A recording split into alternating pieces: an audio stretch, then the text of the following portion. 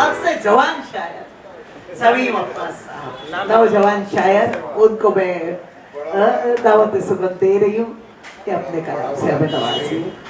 جی جناب. بڑا بڑا کچھ ہاں بمبئی کیوں اس لیے بڑا ہو جوان تو ہے دوستو نام نہیں جوان کوڑے سمیم تو عباس. کوڑے تو وہ ہوتے ہیں جو بیوقوف ہوتے ہیں.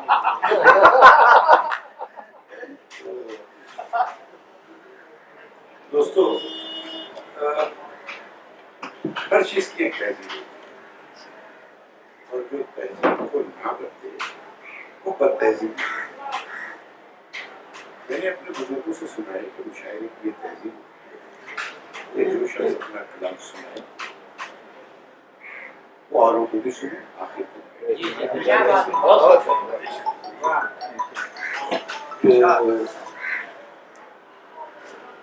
یہاں ہوا یہ اور بھی جگہ ہوتا ہے وہ تمام لوگ جو واقعی میں جنہیں ضرورت تھی جانا تھا اور کسی سبب نہیں رک سکتے تھے واقعی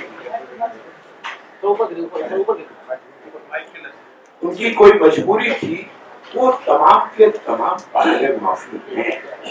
وہ تمام کے تمام قابل معافی ہیں. ورنہ جو اپنا کلام سنا کر بنا کسی سبب سے صرف اس لیے کہ اب نکل لو وہ یقیناً میری عادت ہے میری ایک ہی عبادت ہے میں جھوٹ نہیں بولتا. کبھی کبھی قضا ہو جاتی ہے یہ عبادت ورنہ میں جھوٹ نہیں بولتا. میں مذہبی آدمی نہیں ہوں میں نماز نہیں پڑھتا میں روزے نہیں رکھتا لیکن میں جھوٹ نہیں بولتا. میری یہی ایک عبادت ہے. تو جو لوگ بنا سبب چلے گئے ہیں وہ یقیناً بد تہذیب ہے. میں یہ چاہوں گا کہ آئندہ جب آپ بلاتے ہیں یہاں تو یقیناً کچھ لوگ بہت دور سے آتے ہیں. میں سمجھتا ہوں کہ میرے گھر کا فاصلہ یہاں سے کم و بیش 35 سے 40 منٹ تو نہیں. تو میں ٹھیک ہے ہم آئے ہیں ابھی ہم سوچ کے آئے تھے کہ ہمیں رات تک رکنا ہے لیکن ٹھیک ہے چلے گئے. کوشش یہ ہونی چاہیے کہ اور یہ میں نے اپنے ہمیشہ سے کیا ہے. شاذ اور نادر ایسا ہوا ہے کہ میں جلدی نکلا شاذ اور نادر. بہرحال شعر سنا. اچھا ایک خاص بات اور ہے میرے شعر میں کوئی جیسا کہ لوگ بٹن